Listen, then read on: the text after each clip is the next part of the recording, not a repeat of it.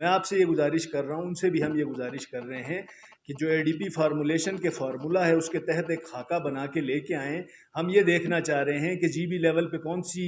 ضروری اسکیمیں ہیں، ڈسٹرکٹ لیول کا شیئر کیا ہے،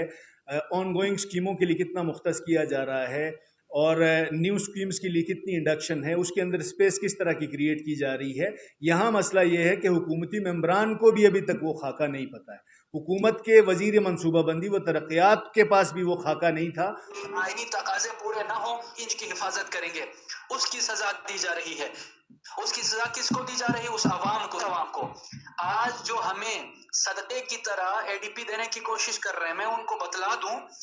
یہ جو آپ دینا چاہ رہے ہیں ہمیں صدقہ، ہم اس کو نہ صرف کہہ رہے ہیں کہ آپ نے ترجیحاتی لسٹ دینی ہے، پریورٹی لسٹ دینی ہے، پھر رکھ کے کون سا بجٹ پیش کیا جا رہا ہے۔ تو ہماری گزارش ان سے یہ ہے کہ آپ اگر کرنا چاہتے ہیں اس گلگت بلتستان کے اندر، ہمیں یہ بتایا گیا تھا کہ گلگت بلتستان میں اس حکومت کے آنے سے وفاق کے ساتھ ٹرمز اینڈ کنڈیشن بڑے اچھے ہوں گے، ہمیں ڈیولپمنٹ کا ایک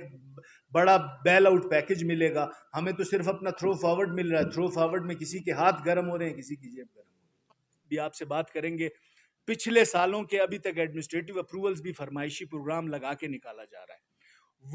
وہ منصوبے منظور کی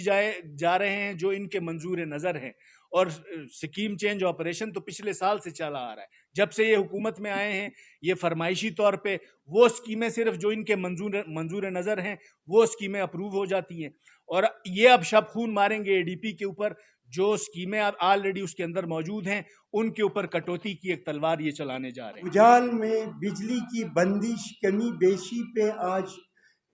جو ہے نا گلمت میں ایک اور سٹرائک چل رہی ہے، کیونکہ صرف 2 گھنٹے بجلی چل رہی ہے، مشکل سے دے رہے ہیں۔ تو یہ حالات ہیں اس گورنمنٹ کے آؤٹ پٹ پہ۔ آن دی ادر ہینڈ پھر ان کا جو ہے نا ترجمان آ کے کہتا ہے کہ نہیں 14 وزیر ہیں اور اتنے مشیر ہیں۔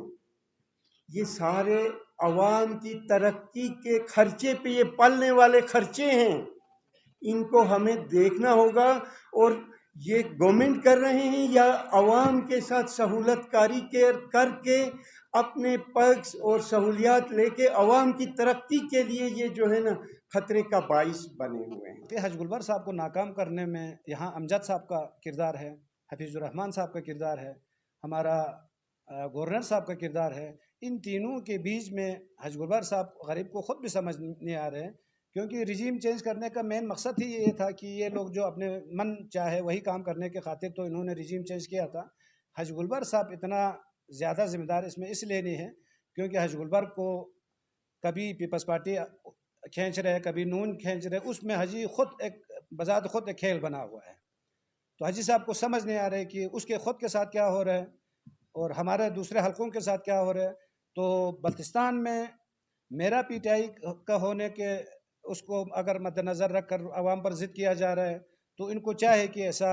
غیر منصفانہ سسٹم بتایا گیا کہ جو ریویژنز پک اینڈ چوز کی بنیاد پر کی گئیں اور اب اس کی تھرو فارورڈ بتا کے کچھ حلقوں کو متاثر کرنے کی کوشش کی جا رہی ہے۔ یہاں پر میں چند مثال اس طرح دینا چاہوں گا کہ ایک سکیم 16 کروڑ کی اسکیم کو آپ ریویژن کے ذریعے 87 کروڑ پہ لے کے جاتے ہیں۔